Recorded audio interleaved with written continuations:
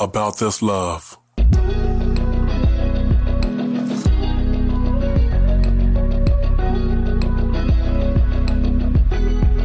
About this love. How you guys doing today? You are tuned into About This Love podcast with myself, Dale, and my wife, Sherelle. Say what's up to the peoples. Hey. Our special guest, can you guys say what's up to the peoples? Hello. What's up, peoples? How you doing? Smooth jazz. Smooth jazz. We have a special guest from Dive Media. Dive Media's own. Well, good evening, ladies and gentlemen. We're glad to be here with Dale and Sherelle. This is Amadi and Chanita Williams. Been married 15, 16 years now. It'll be 16 in about a month and a half.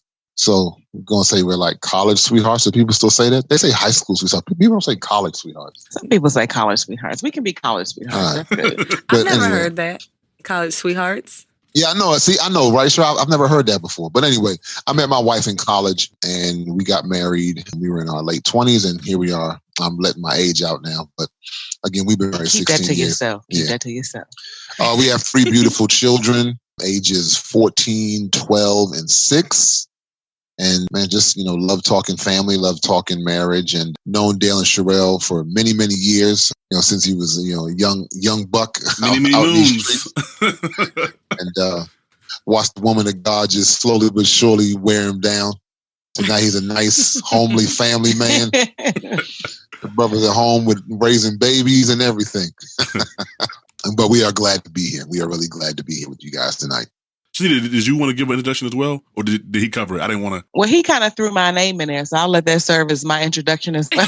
Okay, well, cool. So he kind of said this is Amadi and Chanita, so I'm good. One flesh, brother, one flesh, What you guys both tell us about your podcast? Amadi has. Yeah, probably too many. So yeah, we run a podcast network and we got, 4 or 5 podcasts that are on there. But divemedia.co. We have podcasts that talk about, more religious topics, health topics.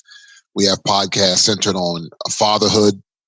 We have shows centered on, more cultural matters, more perspectives of women. So, I mean, there's a plethora.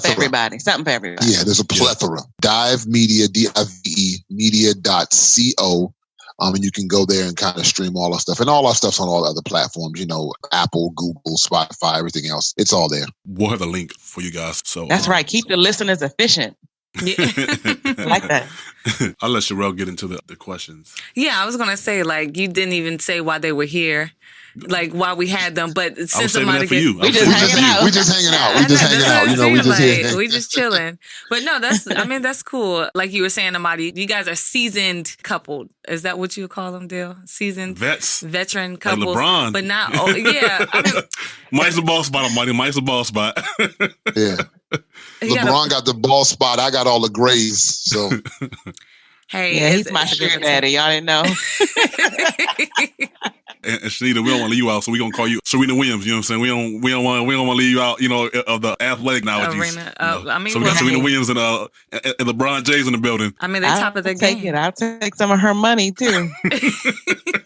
Yeah, so basically, while we have them on the podcast today, we wanted to cover the conversation of dating after you get married, after you have kids. And, as you mentioned, Amadi, that you guys have 3 wonderful children and been together, would you say 15 plus years, celebrating 16 years next month? Yeah, next year. Next month is our 16th anniversary. Oh, we got the same. I met you in 98. Oh, I didn't realize we had the same a long time anniversary month. Anniversary month. I never knew that. I never realized that. Well, no, and so that's just beautiful. But we definitely wanted you guys to, just share your, experience with dealing with that. I was telling Dale a few weeks ago how I had watched a movie where, it was supposed to be a Christmas movie. I don't know, who knows, but this woman was really sad to see her son go off to college. But the second he steps out the door, in her mind, she thought that she was going to get her husband on a second honeymoon so they can reconnect. But then as soon as he walks out, the husband pulls the bags out of the closet and he's like, "We're not in love no more." And so, they just kind of, he's like, "I want a divorce." Like, yeah. That's cold, man. Wow. Yeah. And so I was just, they didn't get into the ins and outs of why they divorced, but, you can draw conclusions. Yeah, you could just draw conclusions. And I was thinking, how important is it to still date, or is it even possible, or can you just put your romantic relationship with your spouse on pause? That's like a 4-part question. It's 4 completely different questions. So I would do my best to try to break down each part. So I think absolutely it's important to, and you use the term date your spouse. And so people can fill that in, and use whatever terms, quality time, me moments or the bubble moment, whatever you want to call them. I think those times are important. However, when you are parents to young children, parents to young children and multiple children, that is really almost non-existent unless you have a great dynamic support system that's willing to take all of your kids. Yeah. Because, you get into the habit of once you have more than one, see, when you have one, everyone's like, oh, I want to watch the baby. I want to do this. But then you start adding 2 and 3 and then personalities are different. No, ain't nobody going to take all 3. This is a special person that's going to take all 3 of your kids. And so when our kids were a lot younger, there was no dating. There was no dating going on. And, we had struggles, earlier in our marriage because we had children soon after we got married. And so we didn't really have a lot of time to... Too soon, brother. Too soon. No. It was soon. I mean, we just didn't have time to learn how to be a husband and a wife. We both grew up from divorced homes. I grew up from a home, it was multiple divorces on both of my parents' side. And so we didn't really have the best examples. And so we knew we were starting kind of at a deficit. And then 3 months into our marriage, we got pregnant. And then all of a sudden, there is no more time to focus on how to be a good wife, how to be a good husband, because you got to focus on being parents and keeping this little baby alive. And so I would say in the beginning of our marriage and parenting, Amadi was much more focused on trying to keep us together. And I was more focused on not killing this baby. like I need to make sure this child stays alive. Yeah. So my priorities had shifted and he was very patient with me, but he would constantly remind me hey, I was here first. And not in a selfish way, but kind of in a way it's hard for a mother and, for all the dads and husbands listening, it is very hard for a mother to divide her attention between what her spouse needs and what her child or children need when they are very young. We just don't have the capacity to do that very well. And I'll be the first to admit it. And so that's why we need you guys to constantly, remind us we are married parents, not just parents. And sometimes that does get lost in the day-to-day of raising and rearing children. You have to remember, you both have to take that effort, but it takes a while. And I'll be honest, Dale, for the wife and the mom, it's a struggle. And it's not because we don't love you.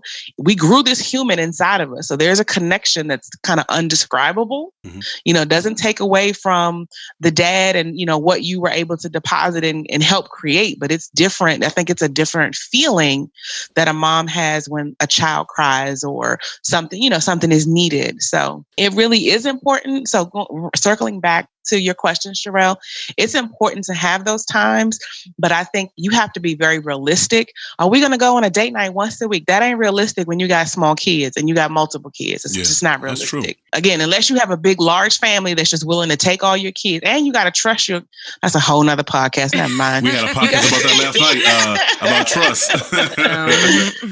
Because it's the list of people who I trust with my kids is pinky nail small. So, so they end up always being with us. And so I can say as our kids have gotten older, it becomes a lot easier as our kids no longer need us, for every feeding and every diaper change. When your children become a little more mobile and just a little more self-sufficient, they can go grab an apple by themselves, right? It helps. You'll start to see a little light at the end of that tunnel. Yeah, what she said. Yeah. The only part I would just want to emphasize for people is remember, this is not television. And so, people think, we got to have date nights and do it every week. You might not do it every week. You might not get to it every month, but people use date night as a way to substitute, just finding ways to connect. Right. And that may just be sitting down and having a conversation, going for a walk, right? Just go and sit on a park bench. It doesn't have to be this big thing. Oh, we got to have a date and a dinner and a movie, and we Right. get dressed up and we get a sitter. Because you might not have the time.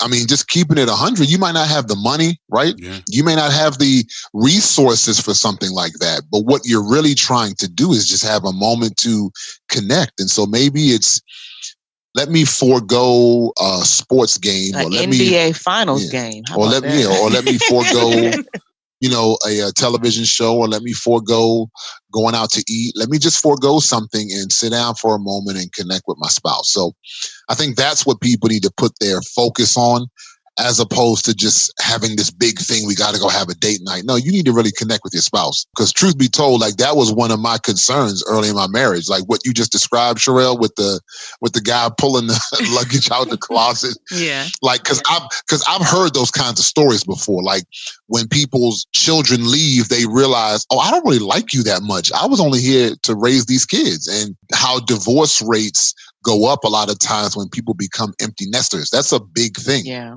Oh, wow. Because people realize they don't like their spouse. Yeah. I mean, you saw a lot of that when COVID first started. When COVID first started, there were a lot of cases where you read about people coming home, being in the house and realizing, I don't like you. I don't really like you that much. And like how, domestic violence increased. A lot of things went up when COVID first started. Wow. Because we can occupy our time with other things as opposed to connecting with our spouse. So I think that is the most important, as opposed to just, now, if you can get on a date, go on a date. It's great. But, in the real world, that's not always going to be the case. That's the point that I'm trying to get at. And you still need to find ways to connect with your spouse. It's interesting you say that, because working with different people and knowing different individuals, I realized that even cats in my own family, I realized that people just don't like being home. Even like whether they got a girlfriend at the house or they're married, they don't like being home.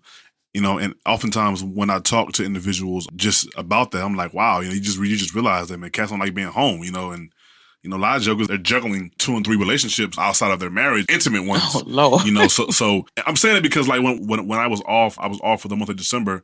I was off for that whole month because of COVID. I had a lot of vacation time left, so I just took off for the whole month. And like, I really enjoy being home. Like, I really enjoy being home, and that's something that I was like, wow, but I feel like me and Sherelle over the years, we've kind of created that atmosphere where both of us can enjoy being home, but for a lot of people, that's not really their reality. So like you were saying, Amadi, when COVID came, like Chris Brown said, deuces.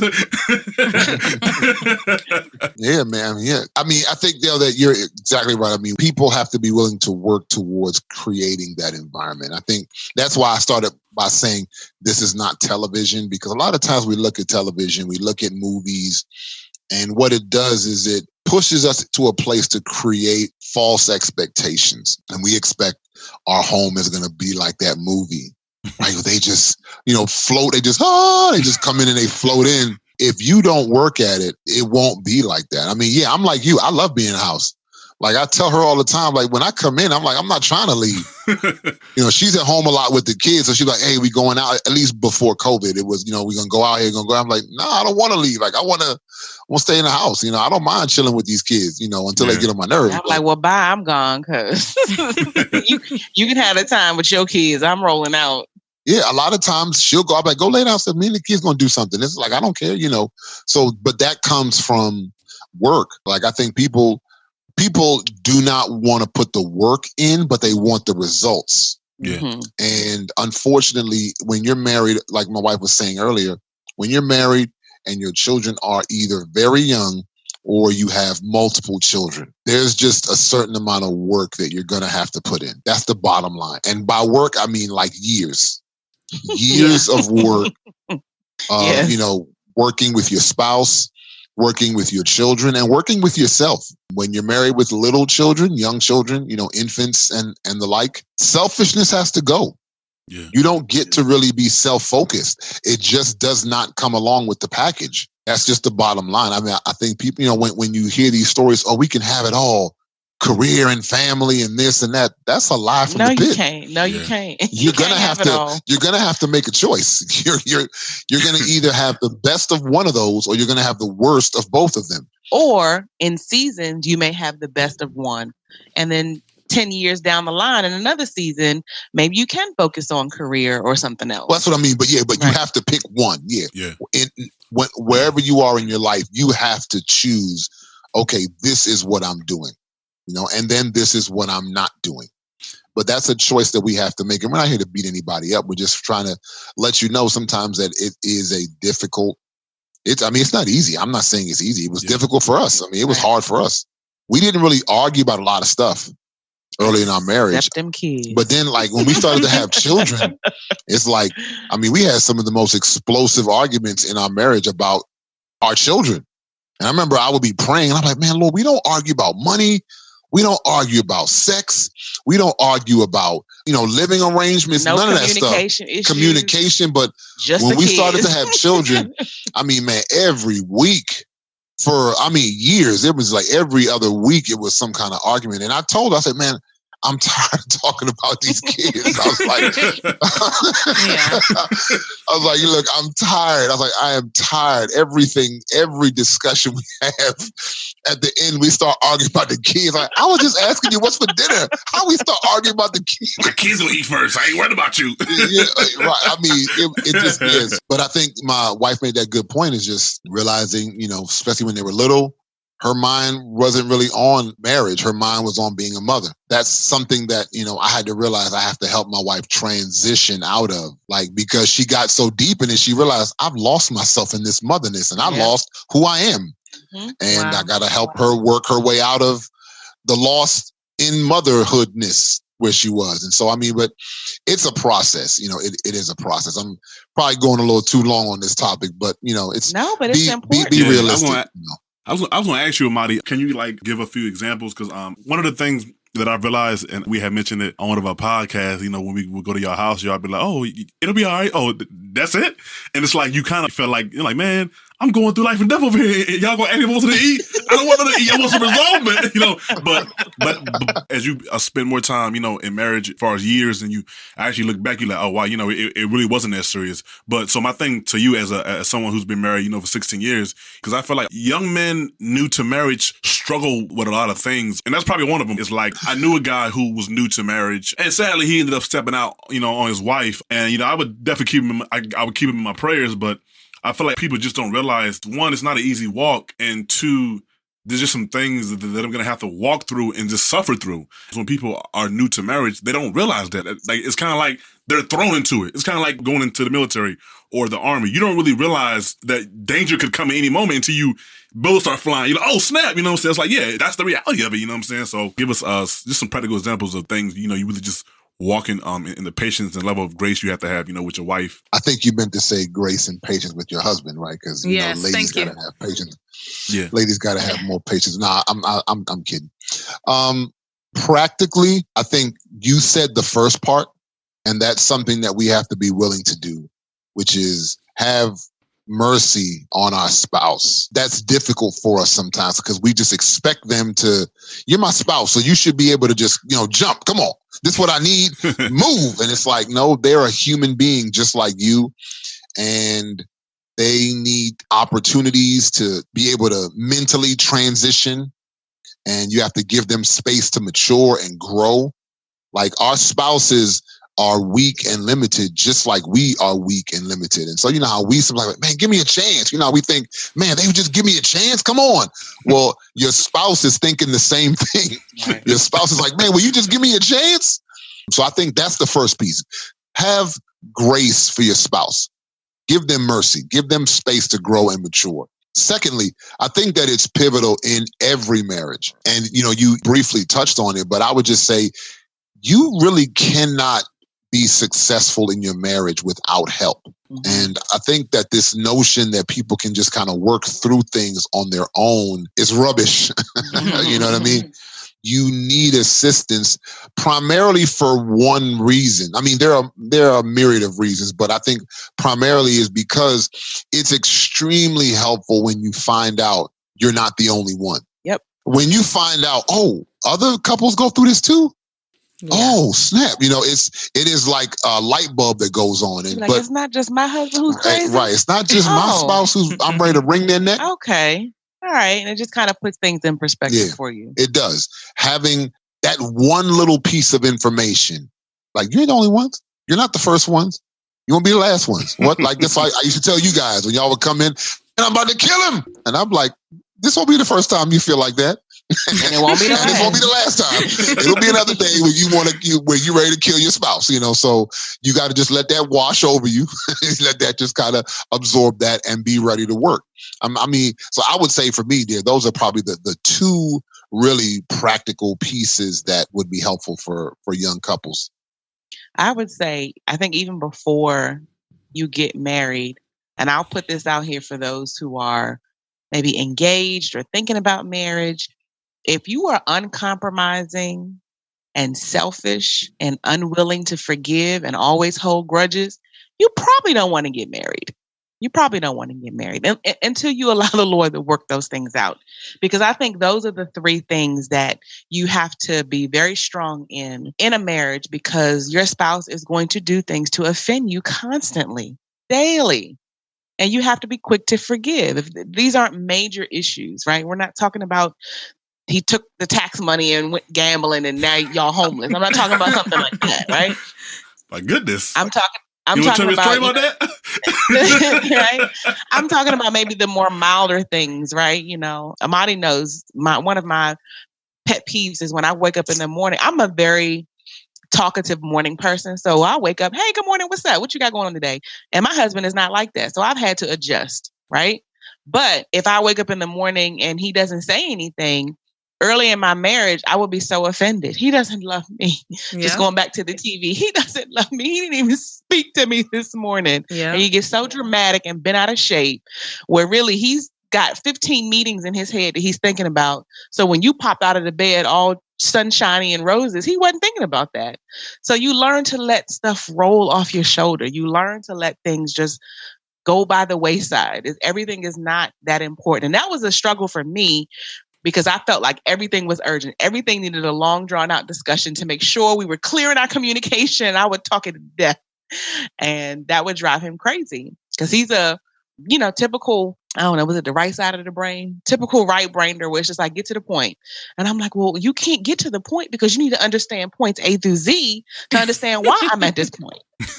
And so, but I would definitely, tell people, you have to really be willing to be quick to forgive, because it's going to happen. It's going to happen daily, sometimes multiple times a day, and learning to compromise. And so I think one of the things, with our relationship, we realized maybe, years down the line, there are just certain things that maybe we'll decide to do. And initially it was like, well, we'd have to agree on everything. If we're not in agreement, two can't walk into agreement. And, what's the scripture I'm misquoting?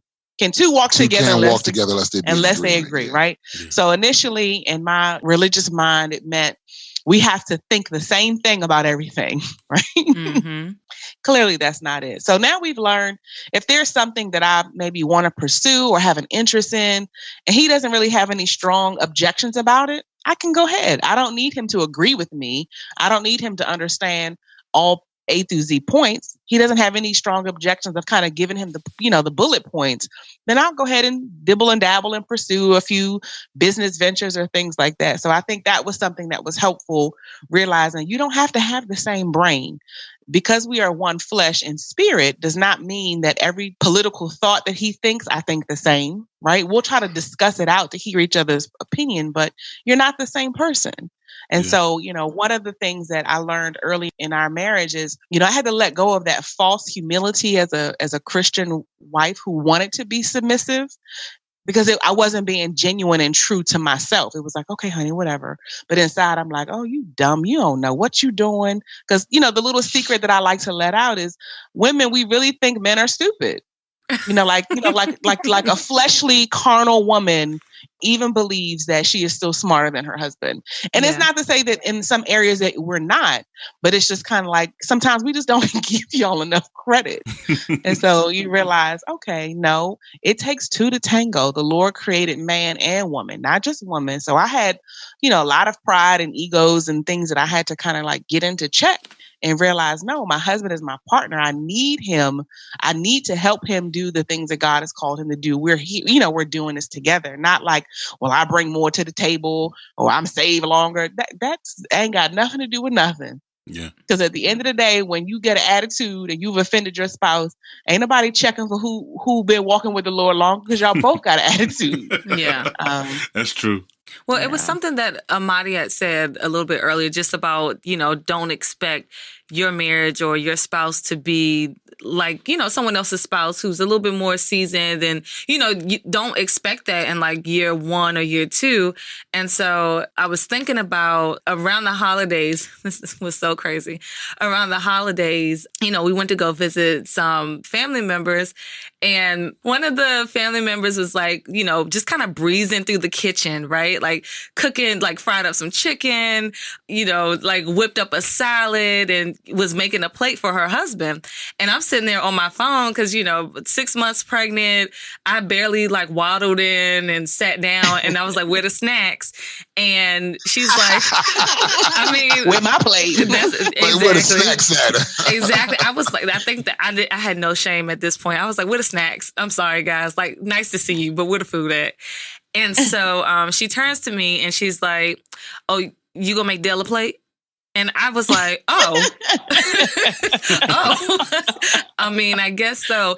And so for a split second, I started to feel like, am I not serving my husband enough? Like, oh my goodness, I'm being such a terrible wife because I've just, kind of like what you were saying, Chanita, I'm just so like mom brained right now.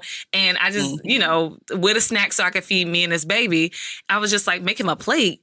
And then it was just, he make his own plate. That's what I was thinking. I didn't even think much about it, to be honest. I know you didn't think about it, but I mean, as a wife, just seeing that, I mean, but this person's been married for like, 20 plus years? Like, 30-some years, isn't he? Yeah, I think it might be 30. 32. Listen, Sherelle, don't feel bad. I used to get that from a lot of the mothers in the fellowship back then. We'd have church cookouts and they were like, you made Amadi a plate, right? I'd be like, yeah, I'm on it. I wasn't thinking about no plate. But I'm on it.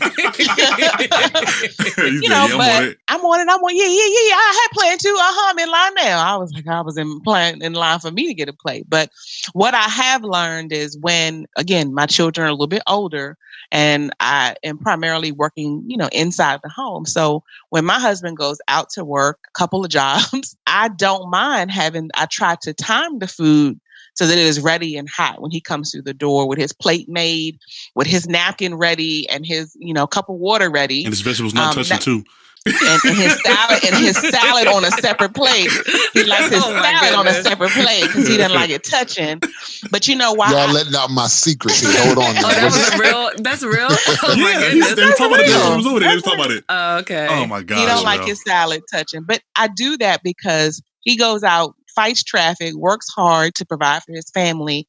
When he comes home, I want him to just be able to rest. Now, when my kids were little, I wasn't always able to do that. So in a different season, it was like, food is ready, it's on the stove. Like, go ahead and make your plate. And not like, make your own plate. But it was like, I have to feed this one baby. I got to change this one baby, put this one baby down. No, I'm not thinking about making your plate at that moment. Yeah. But, now that the kids can make their own plate, and I still actually make their plates most of the time. But that's because they're greedy and I've been eating leftovers. So it doesn't really have anything to do with serving per se. But in a different season, Sherelle, when you're not focused so much on the kids, it becomes a joy to serve your spouse in that kind of way. Yeah. So, I really had to check in about that. I was like, well, with me, myself, and the Lord, I was just like, am I not serving my husband? Then I'm just like, man, her kid's grown. I got babies. I'm chasing behind. Like, on top of the fact that, they're not to say that we're not putting into our marriage, but they have years of putting into their marriage or where they fostered that, decades. Where they fostered that, okay, honey, like you said, like you were saying, Dale, how Chanita knows not to put the salad next to like the entree kind of thing. And it's like, okay, well, they've had that time to really foster that. And Dale's really not expecting that of me. If anything, I'd be like, Dale, you gonna bring me something? You gonna make me this? You gonna bring me that? So I'm the one that's like, you gonna serve me? Right. Because it's your season to be served, right? Yeah. You're with child, you have 2 other young children. So this is your season to be kind of taken care of. And then don't worry, it'll flip. Because they'd be like, Sherelle, with my plate. Them kids sleep with my plate. Yeah, I told somebody that we were sitting down watching the game in the basement, and I was like, before, I didn't really cook too much. Sherelle would always cook. But after she had that baby, I ain't stopped cooking since that came out the womb. You know? No, I made you breakfast yesterday, and you said that you were asleep. He did not come downstairs. I said, "Oh yeah." He said, "Oh, I smell something."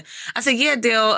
I cooked a little bit of something for you." Whenever you wake up, I was asleep though. I was half asleep. Yeah, but I mean, I tried, but we got two different schedules. Like he would, going to work, and I was up early with the baby, and I was just kind of like. What she didn't tell you she needed was that, like, I think like yesterday afternoon, I'm like, yo, is this the food you made for breakfast? It's still on the stove, like. No, you put it in a bowl in the fridge. It's still on the stove 8 hours later. You were supposed to put it up for me. See, that's what I mean. I can't follow through on everything right now. I can't eat this joint.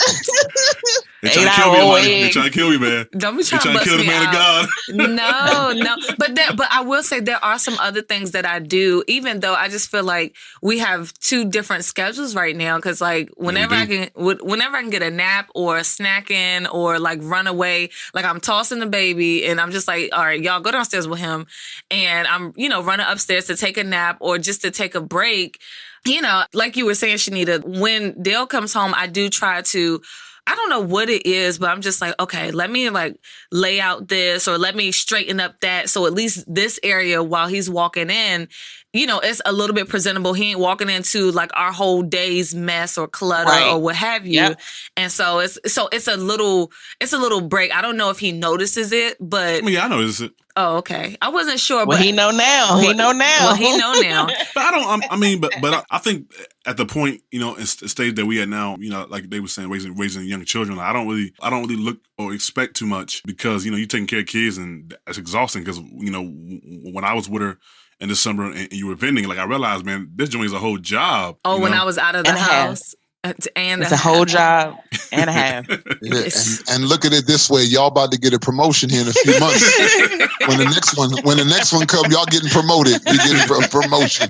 Well, you know what? It's so crazy. I'm so glad you said it like that because, and I know we, laughing and joking, but there's some seriousness to that because I was kind of struggling with all right, am I going to keep just kind of trying to do pop-up shops or try to work the business or how is that going to look?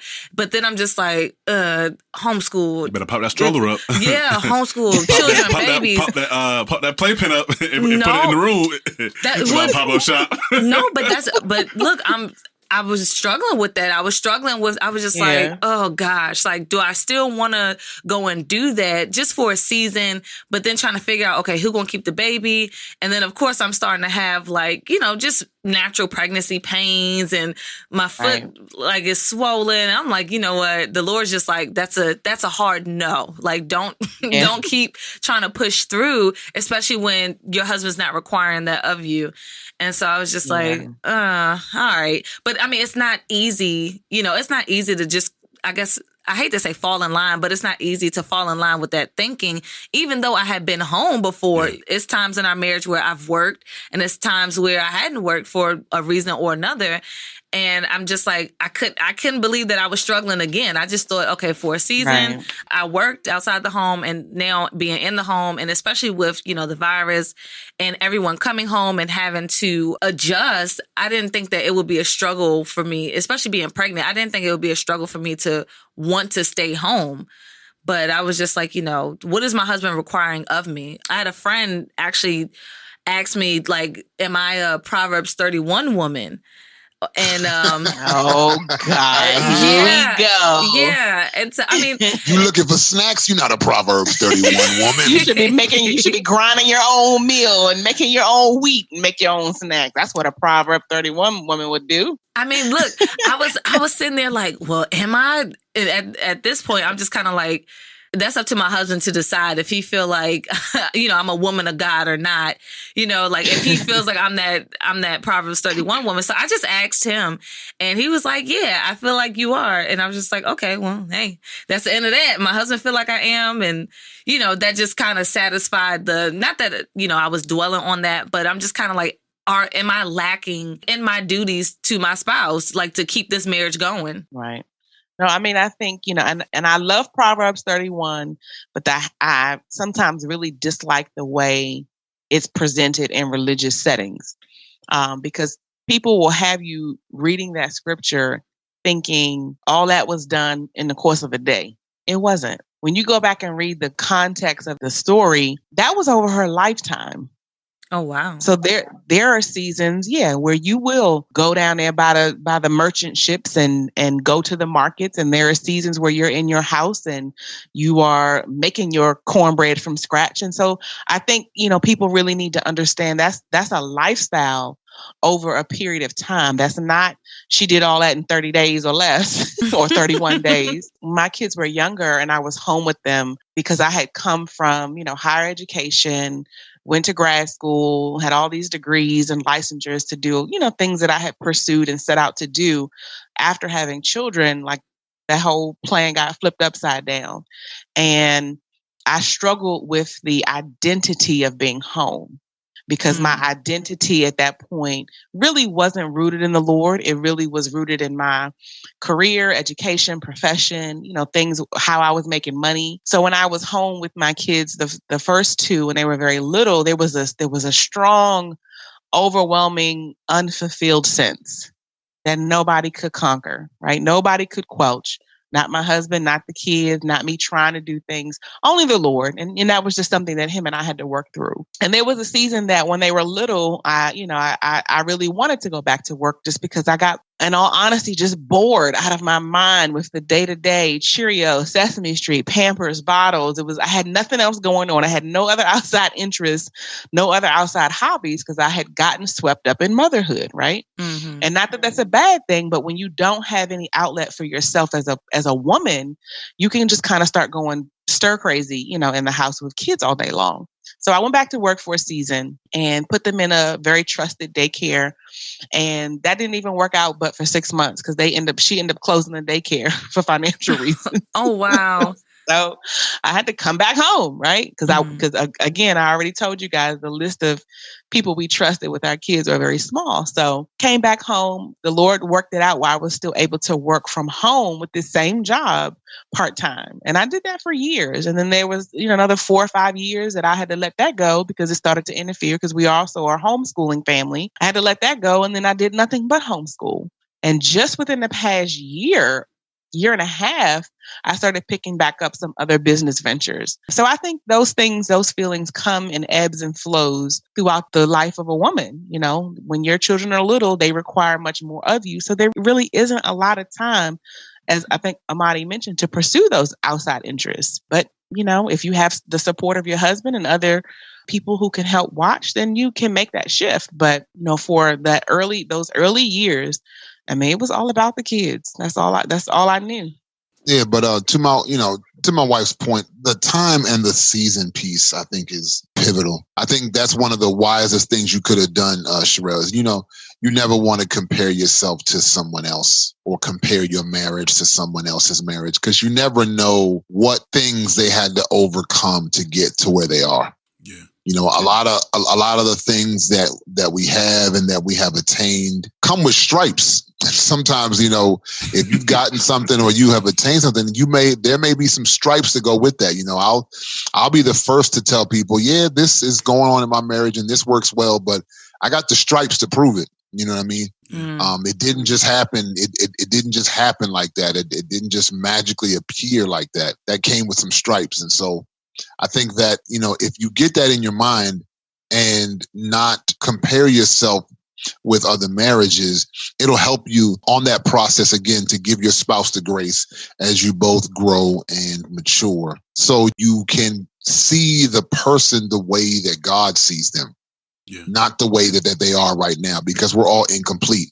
You have to see the image that God sees when he looks at them. He sees a finished product. He doesn't see right where they are today. Even though today might be frustrating as all get out, he still sees an end product, a finished product. And so that's the struggle that we have to wrestle with, because the culture tells us you can always get better. You can always do better. You can always find somebody else. The culture doesn't tell you need to work, right? You need to stop being selfish. You need to put in effort into making your marriage better. That's not what the culture tells us. So we have to wrestle with all of these outside influences that will tell us just cut loose and move on to the next. And it's like, well, when you move to the next, there's still going to be work. You don't escape work. You don't escape the need to connect with your spouse. Even if you remarry, listen, there may be folks listening who may be remarried. And I'm not throwing any shade at people who are remarried, but even they know you have to put in work, right? You have to work if you want that next marriage to be successful. So there's always hope if people are willing to do the work, right? This is not, not in any extreme situation. You know, there may be things of domestic violence and things like that. That's not what I'm talking about. In those matters, get to safety. But I'm talking about in normal matters where, you know, you have disagreements and there are arguments and people aren't on the same page and you may not be seeing eye to eye. Just be willing to work. If you love the person and you're willing to work, I mean, I can say with full assurity that almost anything can be resolved. If you love the person, if you still are choosing to love the person and you are willing to work, anything can be resolved. And then you don't have to compare your spouse or your marriage to someone else's because you don't know where or what they had to deal with to get to where they are. Amen. Amen. I was telling Sherelle a couple weeks ago, I think that's sometimes that's what the enemy uses to kind of entrap people, and especially when they're young in their marriage, to kind of convince them they should get a divorce, is that they think that the way it is now, it'll be this way forever. It's like, nah, that's just what you're going through, you know, right now, you know, but it's not going to be that way forever. But I think, you know, when you begin to believe that lie, you're like, man, I'm out of here. Pew! You know what I'm saying? But it's like, nah, you know, it won't be that way always. I definitely bear witness to that. Well, I definitely had a good conversation. I'm glad that you guys were able and available to just share your experience and answer all of my 110 questions. No, we're so glad that you guys reached out. So glad to be a part and, you know, really proud of what you're doing, you know, with the podcast. Because, I mean, you know, you guys how long you been married? 5 years? March. We'll be going into our 5th year in March. March is February. Y'all got married in February, brother. Come on, brother. What happened in March? I don't know. Make sure you edit this part out. Yeah, silly. But, you know, with you guys, you know, coming up on, you know, your 5-year mark, sometimes you may feel like, oh, well, I have to be married for 15 years before I can speak about marriage. No, that's not it. You can talk about where things are now and the current struggles. And it's just good to see people wanting to be vulnerable and just, you know, to share life with people. So thank you guys so much for the invitation. We really do appreciate it. Yeah, thanks for having us, guys. I mean, you know, we love you. We're even just super excited to see how your marriage has grown. You know, the Bible talks about not despising small beginnings. And so, listen, it may seem like you have not traveled that far, but I can tell you in my eyes, you have come a long way. And I think that God is pleased, you know, by what you're doing. So even by the fact that, you know, he's allowing you to be fruitful in this podcast. So, man, you guys keep doing what you're doing and continue to, as the Lord blesses you and your family, you know, as you guys are growing, man, this is going to turn out for his glory. Thank you, man. Thank you. And thank you guys for listening to this podcast on today. We'll definitely, again, link Amadi's and Chanita's podcast website down below so you guys can check them out. Can you make sure you text me that link to that? On that note. Okay, guys, until next time, peace. Thank you for tuning into today's podcast episode. Be sure to follow and share your thoughts as we continue the conversation on About This Love's Facebook, Instagram, and YouTube channel. Join the About This Love community on Discord. The ATL podcast episodes can be found on all podcast streaming platforms. If you've enjoyed today's conversation, please consider submitting a donation via PayPal or Cash App to keep our podcast going. Click on the link below to find our podcast and social media platforms. Thank you. Until next time, peace.